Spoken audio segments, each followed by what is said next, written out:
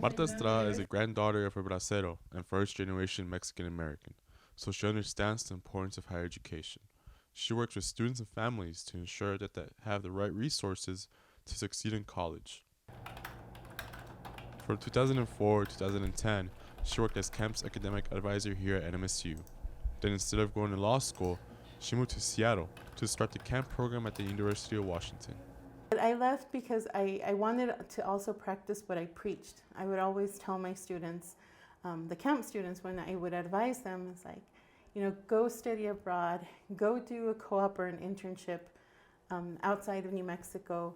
At the time, I was studying for the LSAT because I was thinking about moving on to law school. So it was either, taking the LSAT, applying to law school, or moving on to this job that I had applied for.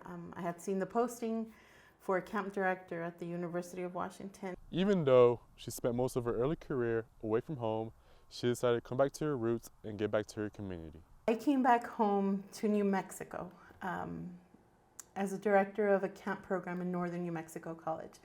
The opportunity presented itself to come back to New Mexico and, like I had mentioned before, pay it forward to my community. Then, the director of NMSU's camp program retired. When the director of NMSU camp retired and the job was going to be opening, I threw my name in the hat. I did submit my resume and I expressed that I really wanted to come back home. Camp's recruitment coordinator talked about Marta's passion and caring character, and 4 years on, it's been a good fit. She's a really good person. I know she cares a lot about her family, about the students, about this program.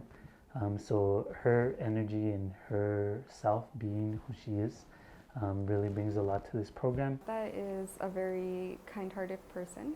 She's very sociable, and I think her work ethic really comes to light in the camp program.